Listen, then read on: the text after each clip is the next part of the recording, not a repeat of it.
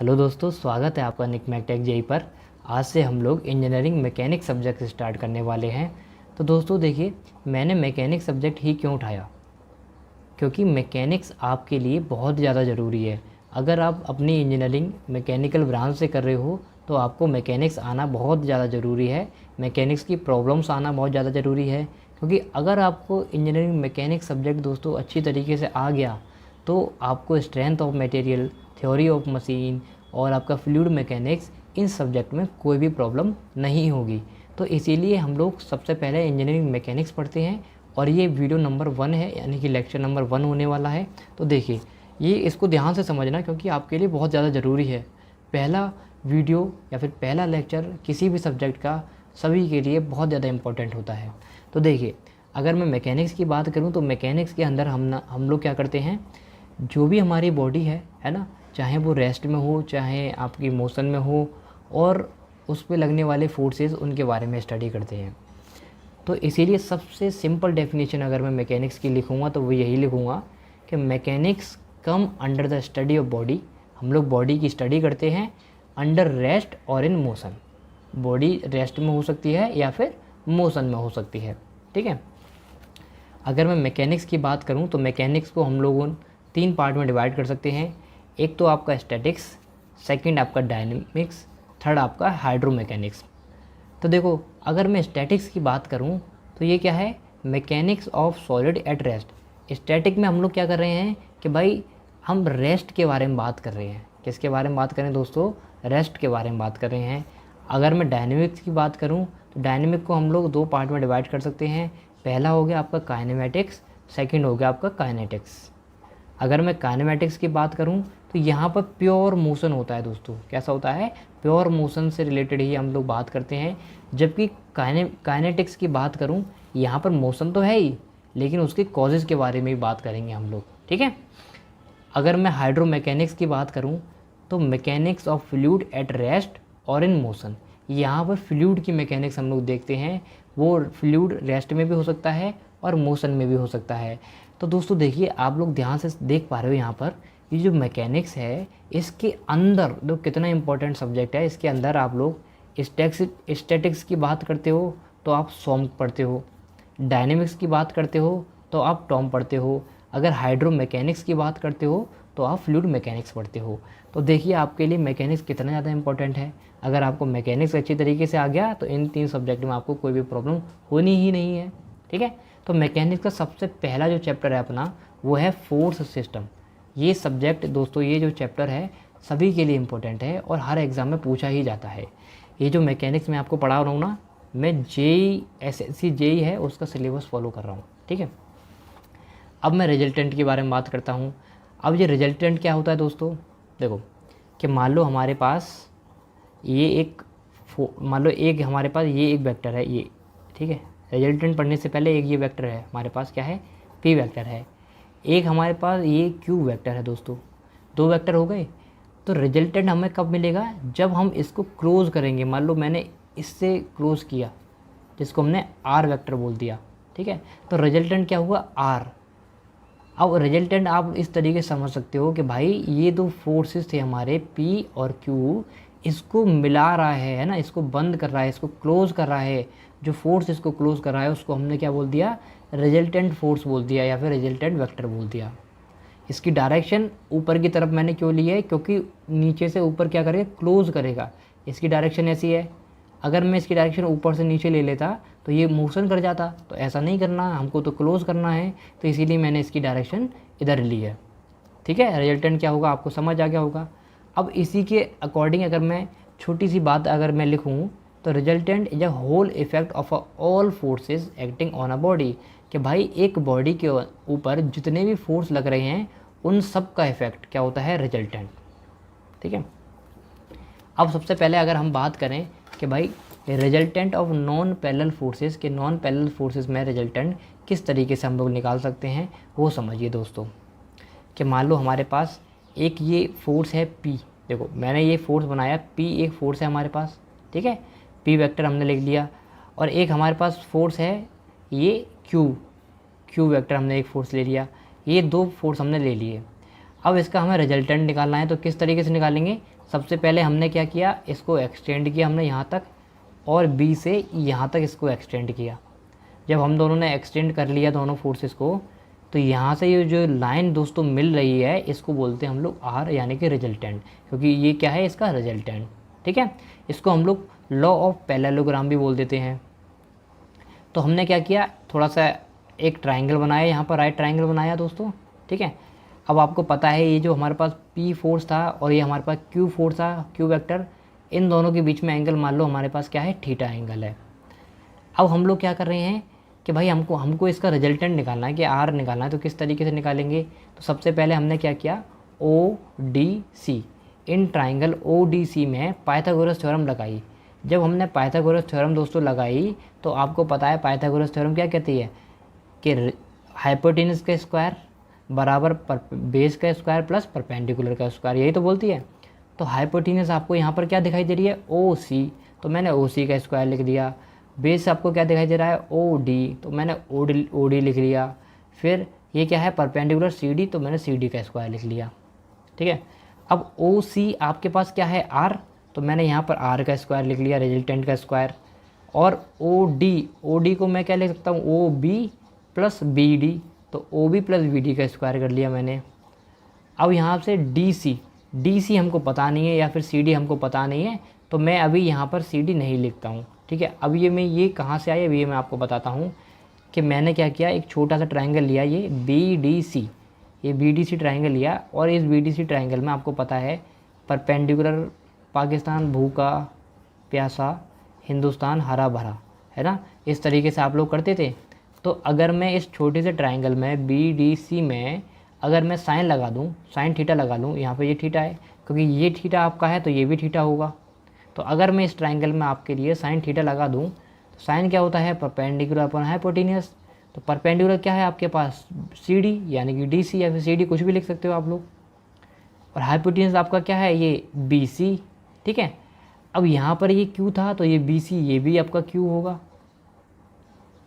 तो यहाँ पर मैंने वही किया कि भाई परपेंडिकुलर अपॉन हाइपोटेन्यूस लगा दिया। तो परपेंडिकुलर अपना DC था या फिर CD था, ये लिख लिया मैंने। और हाइपोटेन्यूस आपका क्या था, BC, तो मैंने BC लिख लिया। अब BC की वैल्यू आपको पता है क्या है, Q, तो मैंने यहाँ BC की जगह क्या लिख दूंगा, Q लिख दिया। और साइन थीटा का साइन थीटा, तो यहाँ से मैंने क्या निकाल लिया, CD निकाल लिया। इसी तरीके से दोस्तों अगर मैं इसमें कॉस थीटा लगाऊंगा, तो कॉस क्या होता है, बेस अपॉन हाइपोटेन्यूस। तो बेस आपका क्या है, BD, हाइपोटेन्यूस क्या है, BC, है ना। तो BD अपॉन BC, तो यहाँ से अगर मैं BD निकालूँ तो Q कॉस थीटा, क्योंकि देखो ये क्या है, BC आपका Q है, तो इसीलिए Q कॉस थीटा निकल आएगा। तो वही दोस्तों मैंने यहाँ पुट कर दिया, CD का स्क्वायर था, तो CD आपका क्या है, वो Q sine square theta, sine theta, तो यहाँ पर मैंने Q साइन थीटा लिख लिया। ठीक है, अब देखो OB हमारे पास क्या था, P, तो मैंने P लिख लिया। BD हमारा क्या निकल कर आया था, Q कॉस थीटा, तो Q कॉस थीटा लिख लिया, इसका स्क्वायर कर दिया। अब यहाँ मैंने इसका स्क्वायर खोल ही दिया है, Q square sine square theta. अब A प्लस B का होल स्क्वायर खोल देंगे हम लोग, तो क्या हो जाएगा, A square plus B square plus 2AB। देखो A स्क्वायर यानी कि P का स्क्वायर, B स्क्वायर यानी कि Q square cos square theta plus 2AP और B। ठीक है, फिर Q square sine square theta मैंने लगा दिया। अब यहाँ से आप लोग देख पा रहे हो, यहाँ भी देखो Q square sine square theta है, ये Q square cos square theta है, तो यहाँ से मैंने Q स्क्वायर कॉमन ले लिया और sine square theta plus cos square theta लिख लिया। P स्क्वायर का P स्क्वायर है ही, 2P की कॉस थीटा ये अपना चल ही रहा है, इसकी वैल्यू कितनी होती है 1। तो यहाँ से हम लोग क्या निकाल देंगे, resultant P square plus Q square plus 2P की कॉस थीटा। तो यहाँ से हमारा क्या निकल कर आ गया, रिजल्टेंट निकल कर आ गया। अब दोस्तों देखिए यहाँ पर हमारा क्या निकल कर आ गया, रिजल्टेंट निकल कर आ गया। क्या निकला, R स्क्वायर बराबर P square plus Q square plus 2P की कॉस थीटा। ठीक है, ये हमारा रिजल्टेंट निकल कर आ गया। तो इससे डायरेक्ट फॉर्मूले बेस्ड क्वेश्चन पूछे जाते हैं, तो इसीलिए आपको याद रखना है। अगर मैं डायरेक्शन की बात करूं दोस्तों, तो डायरेक्शन किस तरीके से निकालोगे, मान लो हमारे पास ये क्या है, फाई, ये क्या है दोस्तों, फाई। तो यहाँ पर मैं क्या लगाऊंगा, टेन फाई लगाऊंगा। तो टेन क्या होता है, परपेंडिकुलर फ्रॉम बेस, परपेंडिकुलर आपका क्या हो गया है, DC यानी कि CD, बेस क्या है OD, और OD को हम लोग OB प्लस BD लिख सकते हैं। तो वही मैंने दोस्तों यहाँ पर लिखा, CD अपन OD, तो CD OD प्लस BD, है ना। और आपको पता है सी डी की वैल्यू क्या थी, क्यू साइन थीटा अभी हमने निकाली थी, और ओ बी हमारे पास क्या था, पी, और ओ बी डी की वैल्यू क्या थी, क्यू कॉस थीटा, है ना। तो इसीलिए हमने यहाँ पर क्या निकाल दिया, ये एंगल निकाल दिया टेन थीटा, टेन फाई, हमारे पास एंगल निकल कर आ गया। अब दोस्तों देखो कन्फ्यूजन कहाँ होती है, जब हम बुक से पढ़ते हैं या फिर कहीं से पढ़ते हैं तो यहाँ पर कभी कभी P sine theta upon Q plus P cos theta लिखा हुआ देखने को मिलता है आपको ना, कुछ इस तरीके से देखने को मिलता है। तो आपको कंफ्यूज नहीं होना, ये तो वेक्टर के फॉर्म में दे रखा होता है कि मान लो हमने यहाँ पर क्यू माना है तो, है ना, और पी यहाँ पर माना है तो हमारा कुछ और निकल कर आ रहा है, जैसे अभी हमारा निकल कर आया, ये निकल कर आ रहा है, ठीक है। अगर मैं चेंज कर दूंगा, यहाँ पर पी मान लूँगा, यहाँ पर क्यू मान लूँगा, तो हमारा ये निकल कर आएगा। तो आपको इतना रखना है कि यहाँ पर जो हम ऊपर ले रहे हैं वही नीचे लेंगे, है ना। पी ऊपर है तो पी नीचे लेना है, यहाँ इसके साथ क्यू होगा। तो इतनी सी बात आपको याद रखनी है ताकि आपको कोई प्रॉब्लम आगे ना हो, आप कन्फ्यूज़ ना हो। तो इसी में अब अगर मैं थीटा को 90 डिग्री मान लूँगा तो हमारा रिजल्टेंट क्या होगा, देखो अगर मैं यहाँ पर थीटा 90 डिग्री पुट करूँगा तो cos 90 की वैल्यू कितनी होती है, 0। तो ये तो टर्म 0 हो जाएगा, तो P square plus Q square रह जाएगा, तो वही यहाँ पर निकल कर आ गया P square plus Q square. तो इस तरीके से आप लोग रिजल्टेंट और डायरेक्शन फाइंड कर सकते हो पैरेललोग्राम लॉ से। तो आई थिंक आपको पैरेललोग्राम लॉ समझ आ गया होगा। अब हम नेक्स्ट टॉपिक की तरफ बढ़ते हैं। हमारे पास नेक्स्ट जो टॉपिक है वो है प्रिंसिपल ऑफ ट्रांसमिसिबिलिटी, कि भाई प्रिंसिपल ऑफ ट्रांसमिसिबिलिटी होती क्या है। देखो आपने बहुत बार इसकी डेफिनेशन पढ़ी होगी, आपको याद भी नहीं होती होगी, लेकिन आज मैं इस तरीके से आपको बताऊंगा कि आपको याद हो जाएगी डेफिनेशन। मान लो हमारे पास क्या है, दो बॉडी है, एक बॉडी ये है, एक बॉडी ये है। ये दोनों बॉडी किस कंडीशन में दोस्तों, दोनों बॉडी इक्विलिब्रियम की कंडीशन में, आपको पहली बात याद रखनी है। और इसमें जो फोर्स लग रहा है इसका मैग्नीट्यूड कैसा है, सेम मैग्नीट्यूड है। डायरेक्शन कैसी है दोस्तों, देखो ये भी इस डायरेक्शन में, ये भी इस डायरेक्शन में, सेम डायरेक्शन में है। लाइन ऑफ एक्शन कैसा है, सेम लाइन ऑफ एक्शन है। तो प्रिंसिपल ऑफ ट्रांसमिसिबिलिटी में आपको याद रखना है इक्विलिब्रियम में दोनों बॉडी इक्विलिब्रियम में होनी चाहिए, और उसमें जो फोर्स लग रहा हो उसकी मैग्नीट्यूड सेम होनी चाहिए, सेम डायरेक्शन में फोर्स लग रहा हो, और सेम लाइन ऑफ एक्शन होना चाहिए। तो यहाँ बोला जा रहा है अगर मैं एक फोर्स यहाँ पर लगाऊंगा, इस बॉडी पे किसी पॉइंट पे मैंने फोर्स लगाया, मान लो मैंने इस पॉइंट पे क्या लगाया, फोर्स लगाया, ये फोर्स यहाँ से रिप्लेस होकर यहाँ से हटकर यहाँ आ गया, लेकिन लाइन ऑफ एक्शन कैसा होना चाहिए, सेम होना चाहिए, डायरेक्शन सेम होना चाहिए, है ना, और सेम लाइन ऑफ एक्शन होना चाहिए। तो यही प्रिंसिपल ऑफ ट्रांसमिसिबिलिटी बोलता है। देखो the condition of equilibrium of a rigid body will not be change, यानी कि condition of equilibrium of a rigid body will not be change, ठीक है। ये दोनों बॉडी कैसी हैं, इक्विलिब्रियम की कंडीशन में है, तो ये फोर्स यहाँ रिप्लेस हो गया, ये होता है प्रिंसिपल ऑफ ट्रांसमिसिबिलिटी।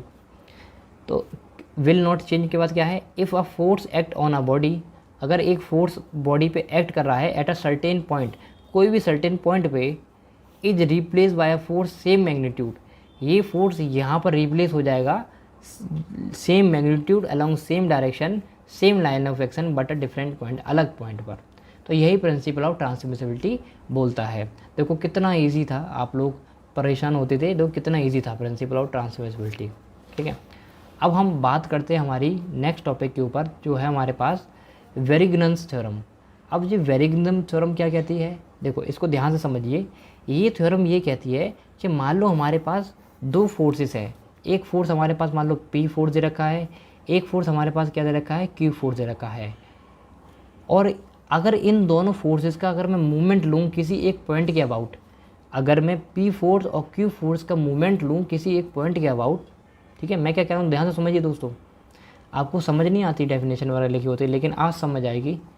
अगर मैं मूवमेंट लूँ पी और क्यू फोर्स का एट अ पॉइंट, किसी भी पॉइंट के अबाउट, तो वो किसके बराबर होगा, movement of resultant force about that point, इसी पॉइंट के रिजल्टेंट फोर्स के मूवमेंट के बराबर होगा। ये प्रिंसिपल ऑफ वेरिग्नम थ्योरम है, ठीक है।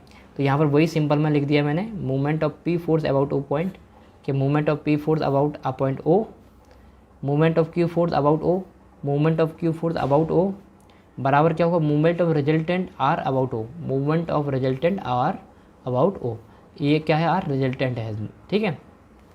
तो यही वेरिग्नम थ्योरम बोलती है।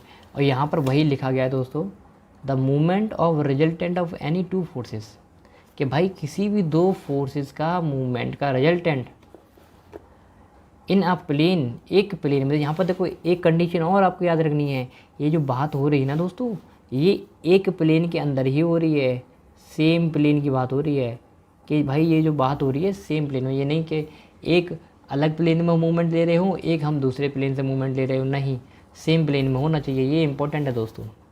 तो वही यहाँ पर लिखा है, the movement of resultant of any two force in a plane about any point, कोई भी पॉइंट हो सकता है, इन डेट प्लेन, उसी प्लेन में, is the algebraic sum of movement of individual forces about that point. ठीक है, कितना ईजी था, अब आपको समझ आ गया होगा। तो दोस्तों आज की वीडियो में हम लोग इतना ही रखते हैं, आगे का नेक्स्ट वीडियो में कवर करेंगे।